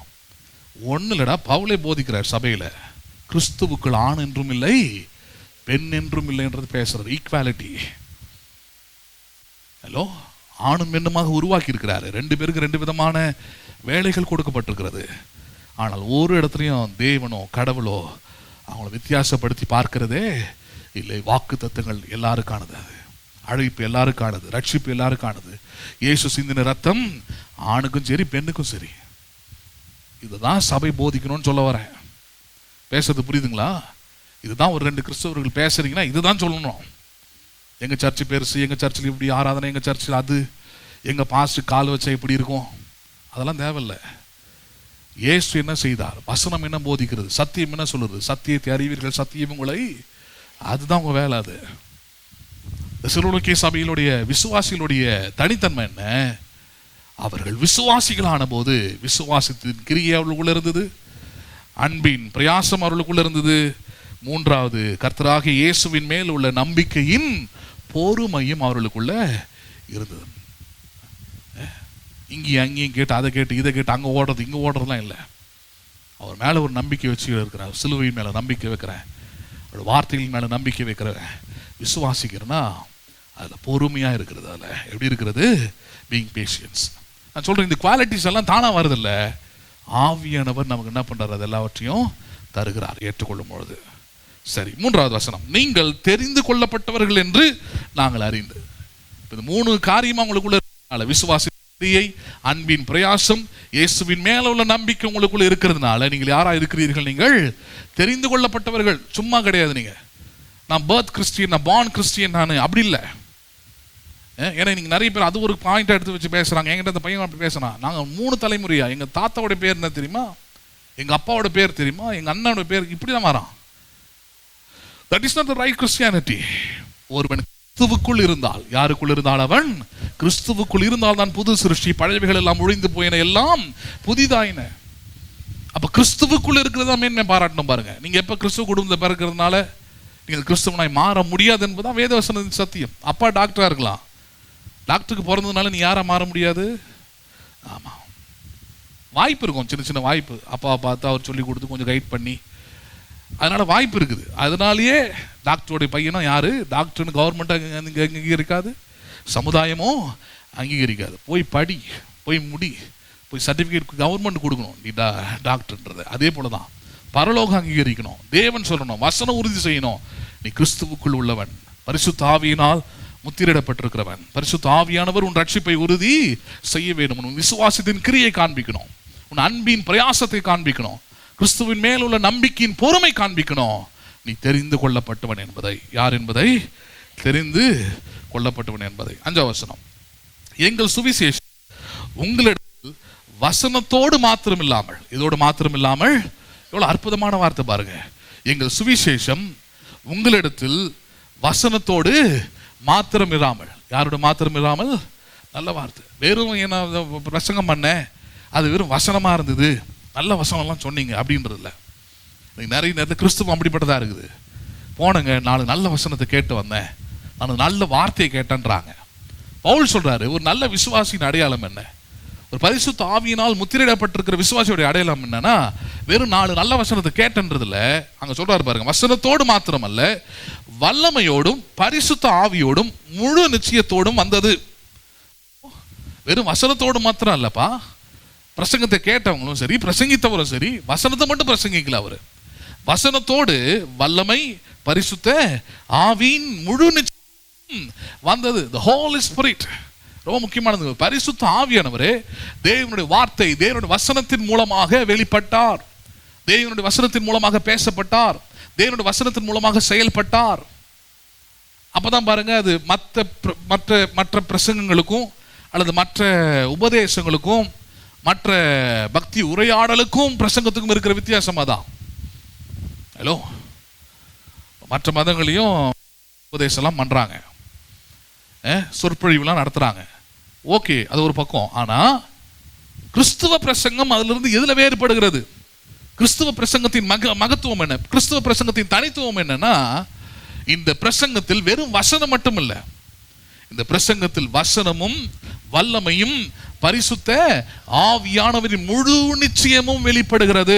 யாருடைய முழு நிச்சயம்? அது பரிசுத்த ஆவியானவர் தம்முடைய முழு ஞானம், முழு அறிவு, முழு பலத்தோடு கூட இந்த வசனத்தின் மூலமாக என்ன பண்ணுகிறார்? அவர் வெளிப்படுகிறார். அதனாலதான் பிரசங்க நேரம் ரொம்ப முக்கியமானது. அது சொல்றார் பாருங்க, நாங்களும் உங்களுக்குள்ள இருந்தபோது நிமித்தம் எப்படிப்பட்டவர்களா இருந்தோம் என்று அறிந்திருக்கிறீர்களே, நீங்கள் மிகுந்த உபத்திரவத்தில். ஹலோ, விசுவாசிகளை பார்த்து சொல்றாரு, நீங்க எப்படி இருந்தீங்க? நீங்க அதெல்லாம் கவனிச்சிருக்கிறார் பாருங்க. நீங்க இவ்வளோ தூரம் இருக்கிறதுனால, அன்பின் பிரயாசம், விசுவாசத்தின் கிரியை, கிறிஸ்துவின் மேல் உள்ள நம்பிக்கையின் பொறுமை இருக்கிறதுனால அவங்களுக்கு எந்த பிரச்சனையும் இல்லாமலாம் வாழல. நீங்க மிகுந்த உபத்திரம் உங்களுக்கு இருந்ததுன்றார். என்ன உபத்திரம் இருந்தது? நீங்கள் மிகுந்த உபத்திரவத்திலே பரிசுத்தத்தின் சந்தோஷத்தோடு திருவசனத்தை ஏற்றுக்கொண்டு எங்களையும் கர்த்தரையும் பின்பற்றுகிறாய். என்ன மாதிரி வார்த்தை தெரியுமா? நீங்க உபத்திரவத்தின் மத்தியில பரிசுத்த ஆவியானவர் கொடுத்த அந்த மகிழ்ச்சி, அந்த சந்தோஷத்தோடு கூட இருந்து திருவசனத்தை என்ன பண்ணீர்கள் நீங்கள் ஏற்றுக்கொண்டு. அடுத்த வார்த்தை கவனிங்க. நிறைய பேர் வெறும் வசனத்தை மட்டும் நாங்கள் ஏற்றுக்கொள்வோன்றாங்க. ஆனால் நல்ல விசுவாசியோடைய அடையாளம் என்ன? திருவசனத்தை ஏற்றுக்கொண்டு எங்களையும் கர்த்தரையும் பின்பற்றுகிறவர்கள். யாரை பின்பற்றுகிறவர்கள்? சிலவங்க ரொம்ப ஞானமா பேசாத போல பேசுவாங்க. நாங்கள் சர்ச்சைக்கு போகிறது வெறும் ஆண்டவரோட வார்த்தையை கேட்கறதுங்க. அவர் பாஸ்டர் என்ன பிரசங்கம் பண்ண ஊழியம் எப்படி இருந்தாலும் அதை பற்றி எனக்கு பிரச்சனை கிடையாதுன்றத மாதிரி பேசுவாங்க. ரொம்ப பக்தி மாதிரி பேசுவாங்க. ரொம்ப சரியானது போல தோன்றும். வசனத்தின்படி அது சரியானது இல்லை. நீங்கள் உண்மையான பரிசுத்த ஆவியானவரால் உங்கள் ரட்சிப்பு இருந்தால் நீங்கள் வசனத்தையும் ஏற்றுக்கொண்டு, வசனம் ஏற்றுக்கொள்ள அல்லது சொல்லப்பட்ட அல்லது பிரசங்கிக்கப்பட்ட அந்த போதகரையும் அந்த ஊழியத்தையும் என்ன பண்றீங்க? நீங்க ஏற்றுக்கொள்ளுகிறவர்களாக இருப்பீர்கள். அதை ஏற்றுக்கொள்வீங்க நீங்க. அப்போஸ்தலர் 2வது அதிகாரத்தில் புதுசாக ரட்சிக்கப்பட்ட விசுவாசிகள் சபையில் இருக்கிறாங்க. அவர்களை பற்றி அப்போஸ்தலர் 2வது அதிகாரம் 43வது வசனம் போதிக்கிறது. அவங்க எப்படி இருந்தாங்க, அவங்க ஆக்டிவிட்டிஸ் எப்படி இருந்தது அதில் சொல்லப்படுகிறது. அவர்கள் பேதுருவையும் அவன் போதித்த அந்த வசனங்களையும், எதையும் வெறும் வசனத்தை மட்டும் கேட்டு எனக்கும் ஊழியத்துக்கு எனக்கும் சபைக்கும் சம்மந்தம் இல்லை, அல்லது நான் ஆண்டவருக்கு உண்மையாக இருந்தால் போதும், இந்த டயலாக்லாம் இல்லைங்க. பின்பற்றும் பொழுது when you are following, பின்பற்றும் பொழுது வசனத்தை மட்டுமல்ல, வசனத்தை போதித்தவர்களையும் வசனத்தை போதிக்கப்பட்ட ஊழியத்தை என்ன பண்ண வேண்டும்? நீங்கள் பின்பற்றுகிறவர்களாக இருக்க வேண்டும். நல்லா புரிஞ்சுக்கிடுங்க. You should follow both. அவர் வசனத்தை மட்டும் எடுத்துப்பேன் நான் அப்படின்னா அது சரியான காரியம் இல்லை. உங்களுக்கு புரிகிற மாதிரி சொல்லணும்னா, ஒரு நிலத்திலிருந்து வரக்கூடிய விளைச்சலை யார் பயிரிட்டானோ, யார் விதைத்தானோ, அந்த நிலத்தை யார் பண்படுத்தி விதைத்தானோ அவனுக்கு தான் அந்த விளைச்சலை எடுக்கக்கூடிய உரிமை உண்டு. நான் வெறும் விளைச்சலை மட்டும் பறிச்சுப்பேன் அப்படின்னு சொல்கிறவனுக்கு பேர் என்னது? அப்படி செய்கிறவனுக்கு பேர் என்னது? நீங்களே சொல்லுங்களேன். உங்கள் வீட்டில் உங்கள் லெவலுக்கு வரேன். ஏன்னா உங்களுக்கு விளைச்சல் அதெல்லாம் சொன்னால் ரொம்ப கன்ஃபியூஷன் ஆவீங்க. உங்கள் வீட்டில் ஒரு மாமரத்தை வைக்கிறீங்க. அந்த மாமரத்துலேருந்து மாங்காவாக காய்க்குது. புரியுதுங்களா உங்களுக்கு? உங்கள் வீட்டுக்கு அப்பப்போ ஒரு ஆள் யாரோ வந்துட்டு போயின்னு இருக்கிறான்னு வச்சுப்போமே, தண்ணி கூட ஊற்றுனதில்லை, எதுவும் செஞ்சதில்லை. ஆனால் வெறும் மாங்காவை மட்டும் பறித்து சாப்பிட்றான், இல்லை எடுத்துகிட்டு போகிறான். என்ன பண்ணுவீங்க நீங்கள்? அவனுக்கு பேர் என்ன? நல்லதுன்னு சொல்லுங்களேன். நல்லவனா? அவன் செய்கிற செயல் சரியானதா? என்ன சொல்வீங்க நீங்கள்? முதல்ல அவனுக்கு உரிமை இல்லை. ஏன் உரிமை இல்லை? ஏன்னா அவன் அதை விதைக்க இல்லை, அதை அவன் பண்படுத்தல. அவன் அதனால் அந்த பலனை எடுப்பதற்கு அவனுக்கு எந்த உரிமையும் கிடையாது. வேற யாரோ விதைச்சிருக்கிறாங்க, வேற யாரோ அதை காப்பாற்றி இருக்கிறாங்க, வேற யாரோ தண்ணி ஊற்றி இருக்கிறாங்க, வேற யாரோ அதை பராமரிச்சிருக்கிறாங்க. அவங்களுக்கு இருக்குது, அவங்க கூட தான் எடுத்துக்கலாம். இப்போ சபை அப்படிப்பட்ட ஒரு இடம் தான். சபை எப்படிப்பட்ட இடம்? ஒரு நிலம் போல நீங்கள் வரீங்க, உங்கள் இருதயம் வருது, உங்கள் இருதயத்தில் தேவனுடைய வசனத்தை போதிக்கிறாங்க, சொல்கிறாங்க. அது உங்களுக்கு வாழ்வளிக்குது, விசுவாசத்தை உண்டாக்குறது, நம்பிக்கை உண்டாக்குறது என்றால், வெறும் நான் பலனை மட்டும் எடுத்துக்கொள்ளுவேன், விளைச்சலை மட்டும் நான் எடுத்துக்கொள்ளுவேன். ஆனால் விதைத்ததையோ, விதைத்த இடத்தையோ, அல்லது விதைத்த மனுஷனையோ, அல்லது விதைத்த காரியத்தையோ அதை உதாசீனம் பண்ணிட்டு, அதை அலட்சியமாக என்னட்டு அவரால் தான் நான் கிறிஸ்துவால தான்ன்றத பேர் சரியானது இல்லை. ஏன்னா நிறைய பேர் அப்படிலாம் பேசுவாங்க. அவர் மட்டும் தான் சர்ச்சை வச்சு நடத்துகிறாரா, அவர் மட்டும் தான் பிரசங்கம் பண்ணுறாரா, கடவுளை என்ன ஆசீர்வதிச்சாங்க, எல்லாம் கடவுளுக்கு தெரியும்வாங்க. கேட்கறதுக்கு நல்லா இருக்கும், ஆனால் வசனத்தின்படி இது சரியானது இல்லை. எதன்படி சரியானது இல்லை? அது வசனத்தின்படி சரியானது இல்லை. வசனத்தின்படி எது சரியானது? ஒரு விசுவாசியுடைய செயல்பாடு எப்படி இருக்கணும்? பவுல் சொல்றாரு, எப்படி இருக்கணும்? அது எங்களையும் கர்த்தரையும் பின்பற்றவர்களாக இருந்தார்கள். எப்படி இருந்தார்கள் அவர்கள்? ஆமா, நாங்கள் போதித்த வசனத்தை ஏற்றுக்கொண்டாங்க, கர்த்தரையும் விட்டுறதில்லை. சில சபையில் அப்படி தலைகீழ இருக்கும். கர்த்தரை விட்டுருவாங்க. யார் அதிகமாக பிடிச்சிட்டு இருப்பாங்க? பாஸ்டர் தான் அதிகமாக பிடிச்சி வச்சிருப்பாங்க. ஹலோ, ஒரு சபையில் ஒரு வாலிப பையனுக்கு பொண்ணு பார்க்குறாங்க. அவங்க அம்மா அப்பாலாம் ஓகே சொல்லியாச்சு, எல்லாம் பார்த்து முடிச்சுட்டாங்க. முடிக்கிற நேரத்தில் இந்த பையன்கிட்டையும் கேட்குறாங்க, என்னப்பா கல்யாண தேதி ஃபிக்ஸ் பண்ணிடலாமா, என்ன சொல்கிற, ஏது அப்படின்னு சொன்னால், அவன் சொல்கிறான் பாருங்க, அவங்க சபையில் அவங்க பாஸ்டர் அண்ணன் தான் கூப்பிடுறாங்க. அவருக்கு 60 வயசு ஆகுது. சில இடத்துல அப்படி தான் 60 வயசு ஆனாலும் அண்ணனாக தான் இருப்பாங்க அவங்களாம். 60 வயசு அவருக்கு, இவனுக்கு 25 கூட இல்லை. எப்படி 25க்கு 60 அண்ணன் ஆச்சுன்னு தெரில. எவ்வளோ பெரிய கேப்பு. சரி, அண்ணன் தான் கூப்பிடுவாங்க. அப்போ அவர் சொல்கிறாரு, அந்த பையன் சொல்கிறான், எங்கள் அண்ணனும் அண்ணியும் சொல்லணும், இந்த பொண்ணை நீ என்ன பண்ணிக்கலாம், கல்யாணம் பண்ணிக்கலாம். அவங்க ஓகே சொன்னாதான் நான் என்ன பண்ணுவேன், கல்யாணம் பண்ணுவேன். எப்படி வச்சுருக்கிறாங்க பாருங்க, அவன் எப்படி இருக்கிறான் பாருங்க. பாஸ்டர்கிட்ட இன்ஃபார்ம் பண்ணலாம், தெரியப்படுத்தலாம், இன்னார திருமணம் பண்ண போகிற இப்படி நடக்க போகுது, இதெல்லாம் தெரியப்படுத்தலாம். ஆனால் கன்ஃபர்மேஷன், வாழ்க்கையின் உறுதியை, எனக்கு யார் வரணும், யாரு கூட நான் வாழ போறேன்ற அந்த உறுதியை, அது பாஸ்டராகவே இருந்தாலும் சரி, அவங்களுடைய கன்ஃபர்மேஷன் உங்களுக்கு தேவை இல்லை. ஒருவேளை நல்ல விஷயம் சொல்கிறாங்கன்னா அதில் எடுத்துக்கலாம். பாவம் விசுவாசத்துக்கு செட் ஆகாது, அதனுடைய அடைப்புக்கு செட் ஆகாது, வாழ்க்கைக்கு சரிப்பட்டு வராதுன்னா அதை எடுத்துக்கலாம், தப்பு கிடையாது. அதுக்கு தான் சொல்கிறேன், இன்ஃபார்ம் பண்ணலாம். ஆனால் கன்ஃபார்ம் பண்ணுற வேலையை செய்யக்கூடாது. அதை இதனால என்ன தெரியுமா, 3 மாதம் யார் அவரும் அந்த ஆளும் சாதாரண ஆள் கிடையாது, காஞ்சிபுரத்தில் தான் இருக்கிறாங்க. 3 மாதம் இழுத்துக்கிட்டார் அவர். நான் ஜெபம் பண்ணி சொல்கிறேன் என்னன்னா, இவர் ஜெபம் பண்ணி முடிக்கிறதுக்குள்ள அந்த பொண்ணுக்கு இன்னொரு ஆளு கூட கல்யாணம் ஆகி செட்டில் ஆகிடுச்சு. அது இப்போ இவர் 3 மாதம் கழிச்சு சொல்கிறார், ஓகேப்பா அந்த பொண்ணை கல்யாணம் பண்ணுன்ட்டு. அது வரைக்கும் இவங்களுக்கும் பெருசாக தொடர்பு இல்லை. நாங்கள் பார்த்து சொல்கிறோன்னு விட்ட உடனே அவங்க வேறு ஆளை பார்த்து 3 மாதத்துல எல்லாம் முடிச்சுட்டாங்க. ஃபோன் பண்ணுறாங்க, ஏன்னா பாஸ்டரோட கன்ஃபர்மேஷன் இப்போ தான் கிடச்சிருக்குது. பாஸ்டர் கன்ஃபார்ம் பண்ணிட்டார் அப்படின்னா, அது ஏற்கனவே ஒருத்தன் கன்ஃபார்ம் பண்ணி என்ன பண்ணிட்டான், கல்யாணம் பண்ணி கூட்டிகிட்டு போயிட்டான். உன் பையனுக்கு இப்போ வேற கல்யாணம் பாரு. இன்னைக்கு வரைக்கும் அந்த பையன் தனியாக இருக்கிறான். இன்னைக்கு வரைக்கும். ஒரு 3 நாளைக்கு முன்னாடி எனக்கு ஃபோன் பண்ணான் பாருங்க, எனக்கு உடம்பே சரியில்லைன்னா ரொம்ப மோசமான நிலைமையில் இருக்கிறேன், எங்கள் பாட்டிக்கு கேன்சர் வந்துருச்சு, ரொம்ப பாடாப்படுத்துகிறாங்க, பார்த்துக்கிறது யாராவது ஒருத்தர் வேணும், யாராவது கிடைப்பாங்களா, என்னால் பார்த்துக்க முடியல, என் நிலமை அதில் மோசமாயிடுச்சு. அவனுக்கு உடம்பு சரியில்லாமல் போயிடுச்சு பாருங்க. கல்யாணம் பண்ணி நல்ல குழந்தை குட்டியோடு இருக்க வேண்டியவன் சில தவறுகளால், சில தேவையில்லாத காரியங்களால் வாழ்க்கையை என்ன பண்ணிடுதாங்க, தலைகீழாக மாறிடுதாங்க. 2 எக்ஸ்ட்ரீம்லையும் போவாங்க. ஒன்று வசனத்தை நிராகரிச்சு ஆண்டவர் சாமியார் மாதிரி மாற்றிடுவாங்க பாஸ்டரையும் சபையும். எங்கள் சர்ச்சு, எங்கள் ஊழியம், எங்கள் பாஸ்டர் சொன்னாதான் அப்படின்ற மாதிரி. வெறும் அந்த ஸ்டாண்டில் நிற்காதீங்க. நீங்கள் எங்களையும் கர்த்தரையும் பின்பற்றுகிறவர்கள் ஆகின்றார். என்னாகி பின்பற்று, ஃபாலோ போத். கடவுள் உங்களை எந்த சபையில் வைத்திருக்கிறார், எந்த சபையில் நீங்கள் வரீங்களோ, எந்த சபையில் வசனத்தை கேட்குறீங்களோ, எந்த சபை உங்களுக்கு பண்டக சாலையாக இருக்குதோ, எந்த பண்டக சாலையிலிருந்து உங்களுக்கு ஆகாரம் கொடுக்கப்படும், அந்த பண்டக சாலைக்கு நீங்கள் உண்மையாக என்ன பண்ணுங்க, இருங்க. அந்த பண்டக சாலையை ஃபாலோ பண்ணுங்க. அந்த பண்டக சாலை உங்களுக்குரியதாக உங்கள் அன்பின் கிரியைகளை அங்கே செய்யுங்க, உங்கள் விசுவாசத்தின் கிரியை அங்கே செய்யுங்க.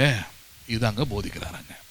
தெசலோனிக்கே சபையின் மக்கள் அப்படிப்பட்டவர்களாக இருந்தார்கள். சரி, இப்படி சொல்லிட்டு இப்போ சொல்றாரு பாருங்க, எங்களையும் திருவசனத்தை ஏற்றுக்கொண்டு எங்களையும் கர்த்தரையும் பின்பற்றுவர்களாகி இவ்விதமாய் மக்கதோனியாவிலும் ஆகாயம் உள்ள விசுவாசிகள் யாவருக்கும் நீங்கள் யாராக மாறினீர்கள், மாதிரிகளானீர்கள். You become example. எது எக்ஸாம்பிள்? இந்த சபை விசுவாசிக்கிட்டு இருந்து எதை கத்துக்க முடியுது, எதை போதிக்கிறார் சொல்றாரு. நாங்கள் அந்த சபை மக்கதோனிய சபைக்கு போய் பேசலான்னு போறோம்பா.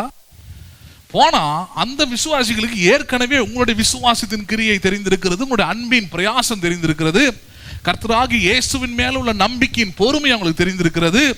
உங்களை போலவே அவர்களும் திருவசனத்தை ஏற்றுக்கொண்டு எங்களையும் கர்த்தரையும் பின்பற்றுகிறவர்களாக இருக்கிறார்கள். எப்படிப்பா இப்படி ஒரு வளர்ச்சி, இப்படி ஒரு ஸ்பிரிச்சுவல் மெச்சூரிட்டி, இப்படி ஒரு முதிர்ச்சி எப்படி ஒரு புது சபையில், ஒரு மக்கதோனிய சபையில் உண்டானதுன்னு போய் கேட்டா அவங்க சொல்றாங்க, தெசலோனிக்கே சபையில் இருக்கிற விசுவாசிகளை பார்த்து நாங்கள் கற்றுக்கொண்டோம்.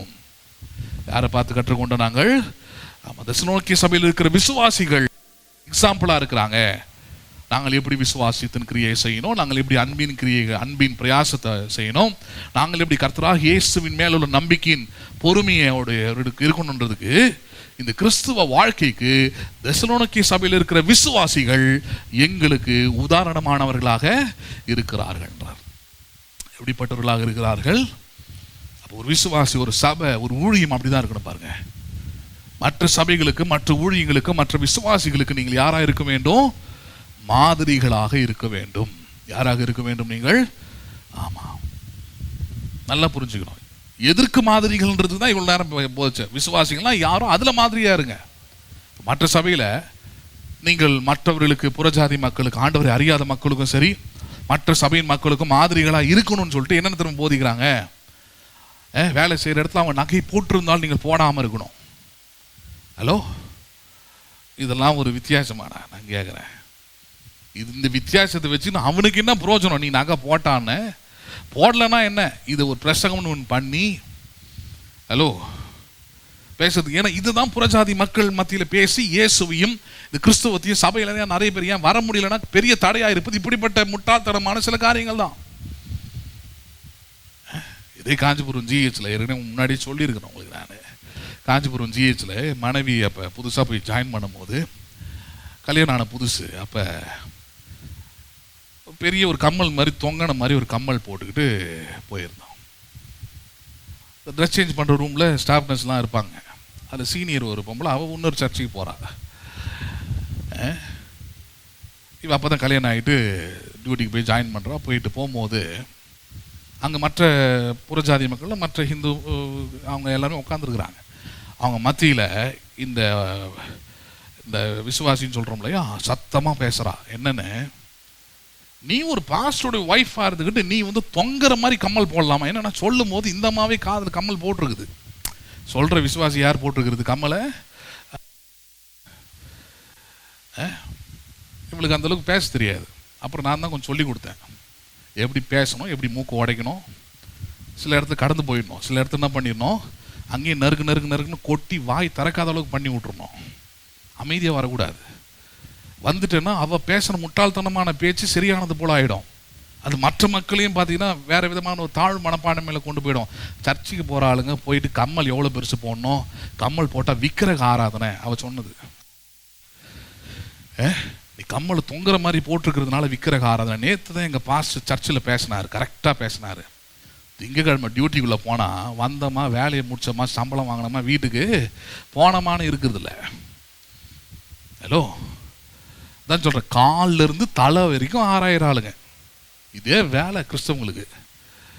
ஸ்கேனிங் டிபார்ட்மெண்ட் மாதிரி. அதான் சொன்னார், வீடியோவில் போட. இப்போ காலை வீட்டிலாம் சொல்லியிருக்கேன், அடுத்த வாட்டி நீ டேரெக்டாக ஃபோக்கஸ் வந்து இதில் வைக்காதரா, காலில் இருந்து என்ன பண்ணு கொண்டு போ, அப்போ தான் கரெக்டாக இருக்கும்.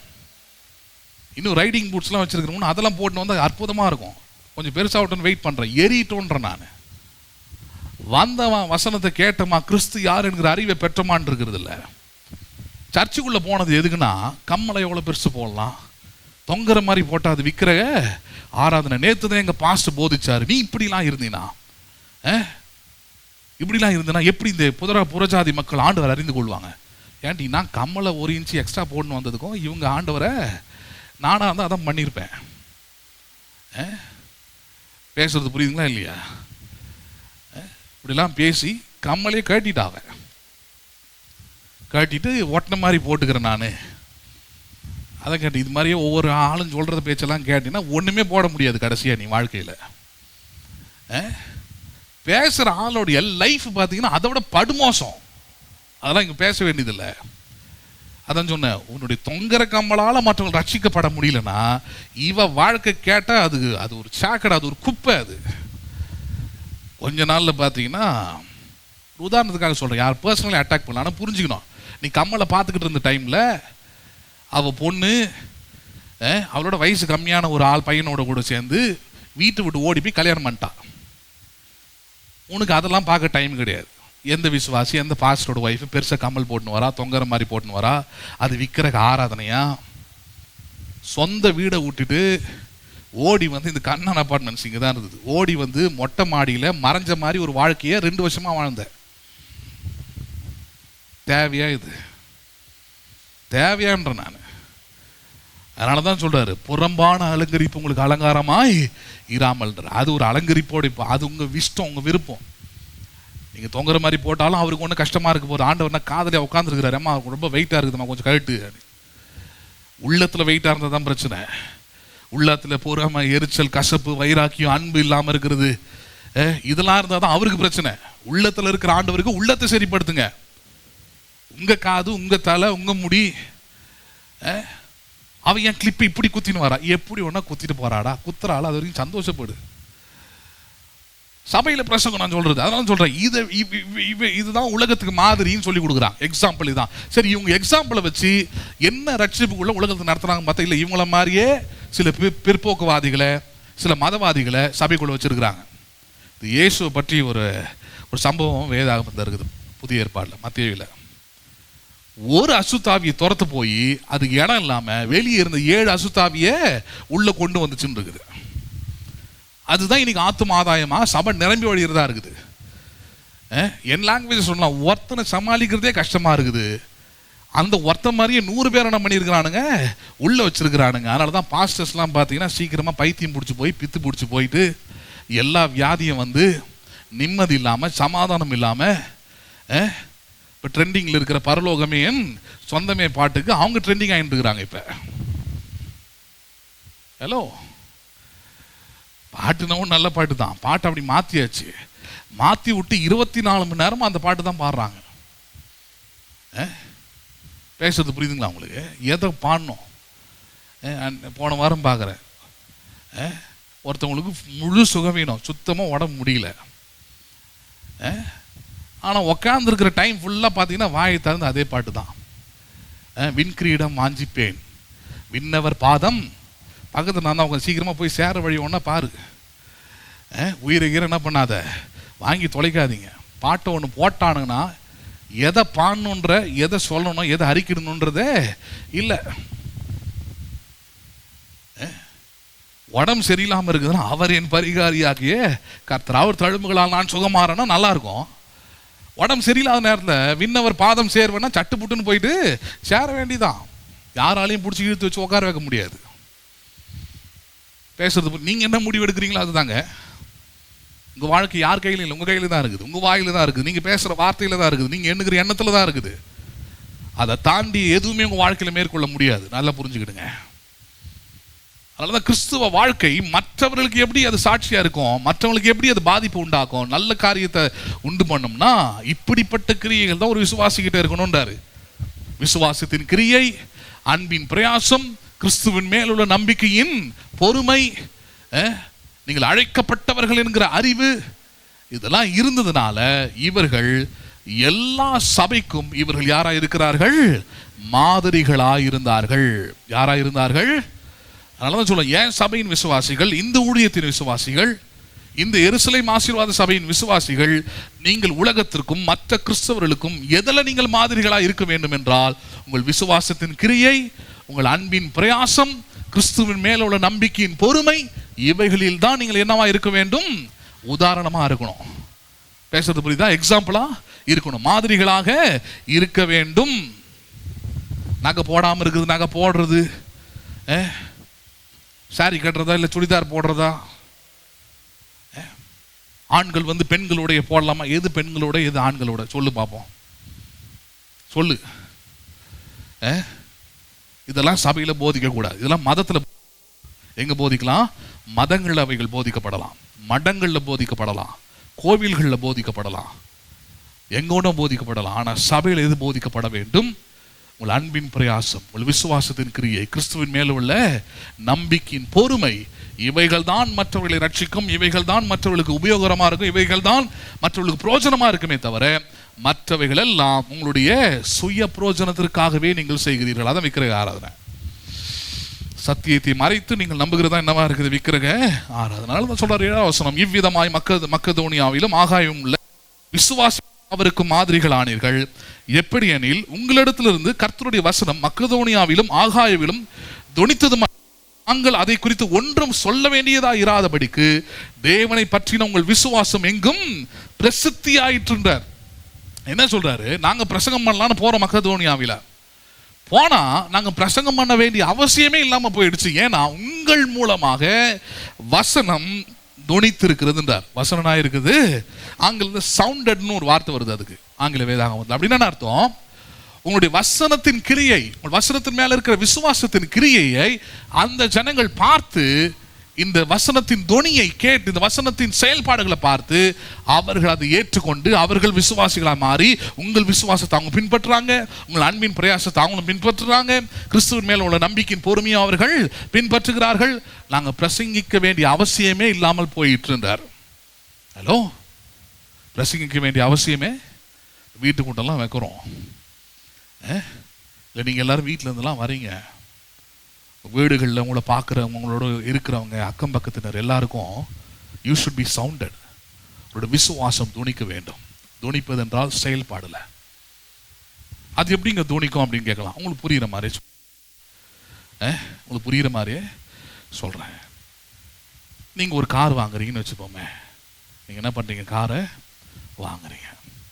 நீங்கள் எந்த வீட்டுக்கும் போய் சொல்ல வேண்டியதில்லை நாங்கள் புதுசாக கார் வாங்கியிருக்கிறோன்னு சொல்ல வேண்டியதில்லை. ஆட்டோமேட்டிக்காகவே அவங்க காதுக்கு, அவங்க வீட்டுக்கு, வீட்டுக்காருக்கு, வீட்டில் இருக்கிற எல்லாருக்கும் அதோட 4 வீட்டை தாண்டி என்ன பண்ணும், அது போய் சேர்ந்துருக்கும்.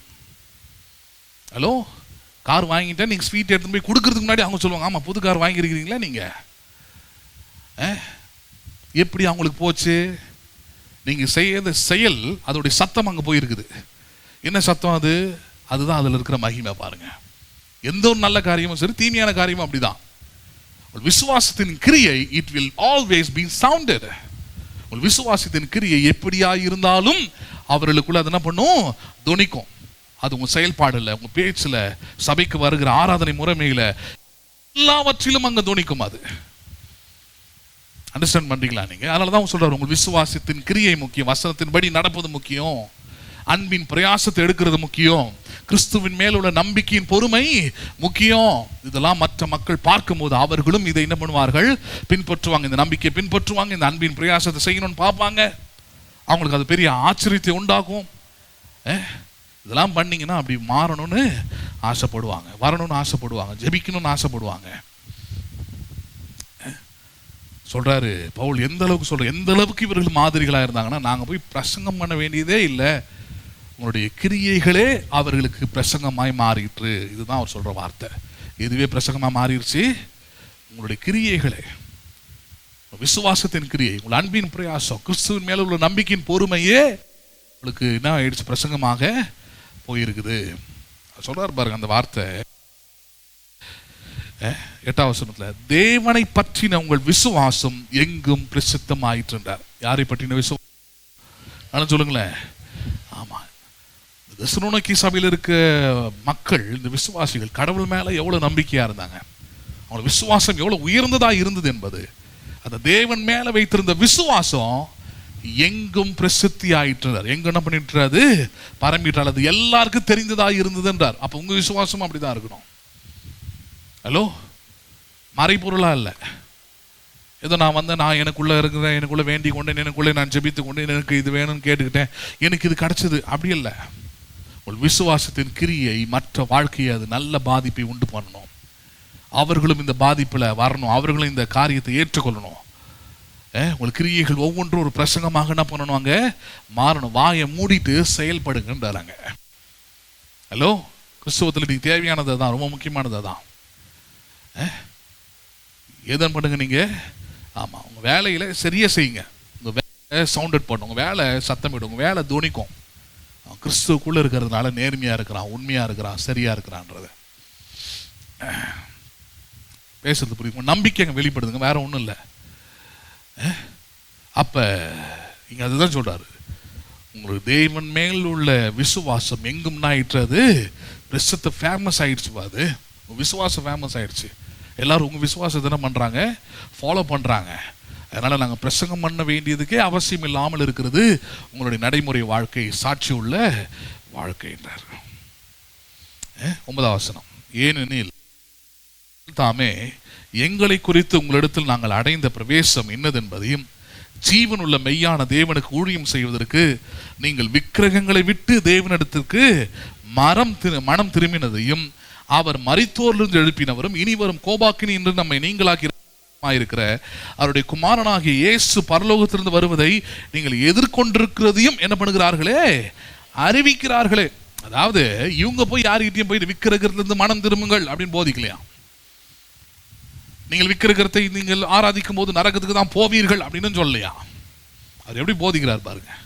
உங்களோட விசுவாச கிரியை அவங்களுக்குள்ள என்ன தெரியுமா பண்ணுது? நீங்க எப்படி விக்கிரகத்தை விட்டு வந்தீங்களோ அவங்களையும் விக்கிரகத்தை விட்டு வர வைக்குது. உங்கள் விசுவாச கிரியை தேவனுடைய ஜீவனுள்ள தேவனுக்கு நீங்கள் ஊழியம் செய்தீர்களோ அதே போல அவர்களை ஊழியம் செய்ய வைக்கிறது. அதே போல மரித்தோரிலிருந்து எழுப்பினவரும் கோபாக்கினீன் என்று நீங்களாக்கி ரட்சிக்கிறவனா இருக்கிற குமாரனாகிய இயேசு பரலோகத்திலிருந்து வருவதை நீங்கள் எதிர்பார்த்து கொண்டிருக்கிறதையும் என்ன பண்ணுகிறீர்களே அறிவிக்கிறீர்கள். சிம்பிளா சொல்லணும்னா அவங்களுடைய கிரியை, விசுவாச கிரியை சிலுவை மரணத்தை காண்பிக்கிறது, உயிர் திறந்து இயேசுவை காமிக்குது. இனி ஒரு கோபாக்கினை நியாய தீர்ப்பு நாளையும் அவர்களுக்கு உணர்த்திருக்கிறது. இனி கிறிஸ்து வருவார் என்பதையும் அறிந்திருக்கிறார்கள் அவர்கள். அப்ப இவங்க விசுவாச கிரியை பேச்செல்லாம் எப்படி இருந்திருக்கும் பாருங்க. புரியுதுங்களா உங்களுக்கு? என்னுடைய பேச்சில் சிலுவை வெளிப்பட்டிருக்குது, இவங்க விசுவாச கிரியில உயிர் தேடுதல் வெளிப்பட்டிருக்குது, விசுவாச கிரியில தேவன் நியாயம் தீர்க்கிறவர் என்பது வெளிப்பட்டிருக்கிறது, விசுவாச கிரியில நியாயம் தீர்க்கிறவராலே நாம் மீட்கப்பட்டிருக்கிறோம் என்பது வெளிப்பட்டிருக்கிறது, நியாயம் தீர்க்கிறவர் வருகிறார் என்பதும் என்னுடைய விசுவாச கிரியில வெளிப்பட்டிருக்கிறது. விசுவாச கிரியை மட்டும் இல்லை, அன்பின் பிரயாசம். என்ன பிரயாசம் அது? அந்த விசுவாச கிரியை, அன்பின் பிரயாசம், கிறிஸ்துவின் மேலுள்ள நம்பிக்கையின் பொறுமை இவ்வளவு சிறந்த விசுவாசிகளை என்ன பண்ணியிருக்குதாங்க? உருவாக்கி இருக்கிறது. யாரை உருவாக்கி இருக்கிறதாங்க? சிறந்த விசுவாசிகள். மக்கெதோனியாவில் உள்ள யாவருக்கும் நீங்கள் மாதிரிகளாக மாறினீர்கள். தேவன் மேல் உள்ள விசுவாசம் உங்கள் மூலமாக எல்லோருக்கும் பிரசித்தமாயிற்று.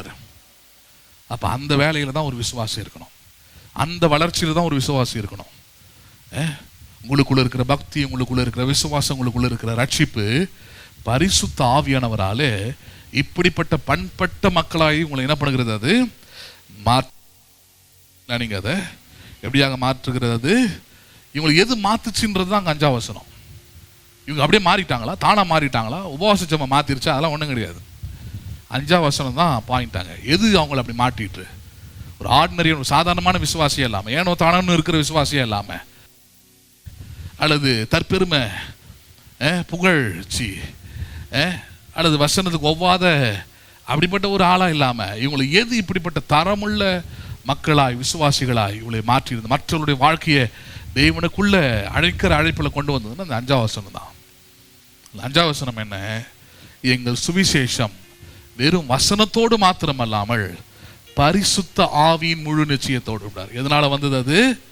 தெசலோனிக்கே சபையே, இன்னைக்கு நீ எல்லாருக்கும் மாதிரியா இருக்கிறாயே, அது எதனால அப்படி ஆச்சுன்னா உன்னுடைய ரட்சிப்பு, நீ கேட்ட வசனம் பரிசுத்த ஆவியானவருக்குள்ள கிரியை செய்ததுனால நீ இப்ப எல்லாருக்கும் எப்படி இருக்கிற மாதிரியாக இருக்கிறாய். உன் விசுவாசத்துக்கு மாதிரியா இருக்கிற, அன்பின் பிரயாசத்துக்கு நீ மாதிரியாக இருக்கிற. கிறிஸ்துவ வாழ்க்கை உங்களால் கட்டப்படுகிறது என்றார். மக்கெதோனிய சபை, ஆகாயின் சபை எல்லாமே உங்களுடைய விசுவாசம் உருவாக்கி இருக்கிறது. நாங்கள் பிரசங்கம் பண்றதுக்கு அங்கே வேலை இல்லாமல் போயிடுச்சு. ஏன்னா என்றால் உங்கள் விசுவாசத்தின் கிரியை அப்படிப்பட்ட தாக்கத்தை என்ன பண்ணியிருக்குது? உருவாக்கி. அப்போ உண்மையான விசுவாசினா யாருன்னு பாருங்க. நான் 30 வருஷம் சர்ச்சைக்கு வந்தேன்ற ஆள் இல்லை.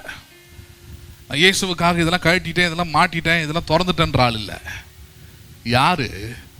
கிறிஸ்துவின் மேல உள்ள விசுவாசத்தை வெளிப்படுத்தினவன், கிறிஸ்துவின் மேல உள்ள நம்பிக்கையின் அல்லது அன்பின் பிரயாசத்தை செய்தவன், கிறிஸ்துவின் மேல உள்ள நம்பிக்கை நிமித்தமாக எல்லாவற்றையும் பொறுமையாக சகித்தவன். இந்த 3 நற்பண்புகள் தான் ஒரு நாட்டையே, ஒரு ஊரையே, பட்டணம் பாருங்க, அதெல்லாமே சிட்டி, இது மாதிரி உட்காந்து சொன்னா கூட கேட்கறது கூட அவங்களுக்கு டைம் இருக்காது, கேட்க கூட மாட்டாங்க. அதெல்லாம் அப்படிப்பட்ட மக்களை ரட்சிப்புக்கு நேராக நடத்திட்டு, எந்த நேரத்தில்? அநேக உபத்திரவத்தின் மத்தியிலன்னு சொல்றார். எந்த மத்தியில வசனத்தை கேட்டீங்க நீங்க? உபத்திரவத்தில். உங்களுக்கே 1000 கஷ்டம் இருந்ததுங்க. 1000 கஷ்டத்துல வந்து வசனத்தை கேட்டு அந்த வசனத்தை விசுவாசித்து அதனால் ஆவியானவர் உங்களுக்குள்ள கிரியை செய்து உங்களுக்குள்ள இருந்து வெளிப்பட்ட அந்த விசுவாசத்தின் கிரியை, அன்பின் பிரயாசம், கிறிஸ்துவின் மேலோட நம்பிக்கையின் பொறுமை ஒரு பட்டணத்தையே என்ன பண்ணியிருக்கிறது? கிறிஸ்துவின் பக்கமாக மாற்றி இருக்குது. நீங்க மாதிரிகளாக இருக்கிறீர்கள் என்றார். யாராக இருக்கிறீர்கள்? அப்போ உண்மையான ரட்சிக்கப்பட்ட நீங்க அப்படிதான் இருப்பீங்க.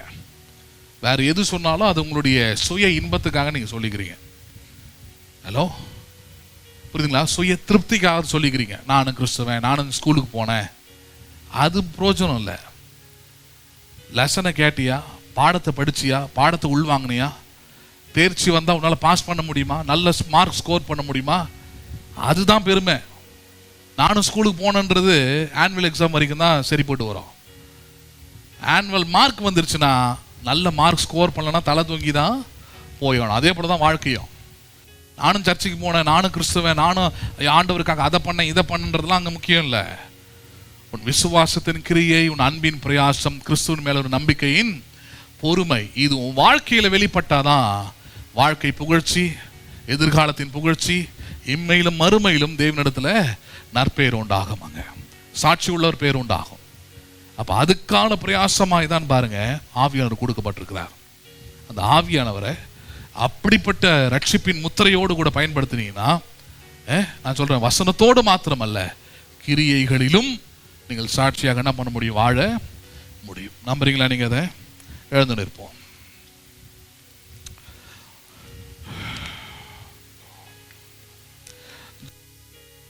ஜெபிப்போம். நீங்கள் அன்பும் இரக்கமுள்ள பரலோக தகப்பனே, இந்த ஆசீர்வதிக்கப்பட்டதான இந்த நல்ல காலை வேளைக்காக நன்றி செலுத்துகிறோம். போதிக்கப்பட்ட வசனத்தின்படியே பரிசுத்த ஆவியானவர் எங்கள் ரட்சிப்பின் ஆதாரமாகவும் அத்தாட்சியாகவும் முத்திரையிடப்பட்டவராக இருக்கிறீர். எங்களுடைய ரட்சிப்பு வெறும் வாயின் வார்த்தைகளாக இராமல் அவைகள் விசுவாசத்தின் செயல்பாடுகளாகவும் உம்முடைய அன்பின் பிரயாசமாகவும் உம்முடைய நாமத்தின் மேல் இருக்கிற நம்பிக்கையினால இருக்கிற பொறுமையாகவும் எங்கள் வாழ்க்கையில் வெளிப்பட பரிசுத்த ஆவியானவர் நீர் கேட்ட சத்திய வசனத்தின்படி அன்றைக்கு தெசலோனிக்கே சபையின் விசுவாசிகளுக்கு நீர் கிரியை செய்தது போல, உதவி செய்தது போல, பலத்தை தந்தது போல, ஞானத்தை அருளினது போல இந்த சபையின் விசுவாசிகளுக்கும் இந்த வார்த்தையை கேட்கிற ஒவ்வொருவருக்கும் இது உண்டாயிருக்கும்படியாக நான் ஜெபிக்கிறோம். ஆண்டவரே, கேட்ட வார்த்தைகள் அவைகளின்படியே ஒவ்வொருவரும் நடந்து அநேகருக்கு மாதிரிகளாக தங்களுடைய விசுவாச வாழ்க்கையை, ஆவிக்குரிய வாழ்க்கையை அவர்கள் வாழ நீர் உதவி செய்வீராக. கேட்ட சத்தியத்தினால் பிள்ளைகள் ஆசீர்வதிக்கப்பட்டிருக்கட்டும். ஒவ்வொருவரையும் ஆசீர்வதியும் பலப்படுத்தும் இயேசுவின் நாமத்தில் ஜெபிக்கிறோம் எங்கள் ஜீவன் நல்ல பிதாவே, ஆமென். என் ஆத்துமாவே கர்த்தரை ஸ்தோத்திரி, என் முழு உள்ளமே பரிசுத்த நாமத்தை ஸ்தோத்திரி. என் ஆத்துமாவே கர்த்தரை ஸ்தோத்திரி, கர்த்தர் செய்த சகல உபகாரங்களை மறவாதே. ஆமென். ஆசீர்வாதம் நம்முடைய கர்த்தராகிய இயேசு கிறிஸ்துவின் கிருபையும் பிதாவாகிய தேவனுடைய அன்பும் பரிசுத்த ஆவியினுடைய ஐக்கியமும் இன்றைக்கும் என்றைக்கும் சதா காலமும் நம் அனைவரோடும் கூட இருப்பதாக. ஆமென், ஆமென். God bless you. மீண்டும் உங்களை நான் இன்று மாலை ஆராதனையில் சந்திக்கிறேன். கர்த்தருடைய ஆசீர்வதிப்பாராக.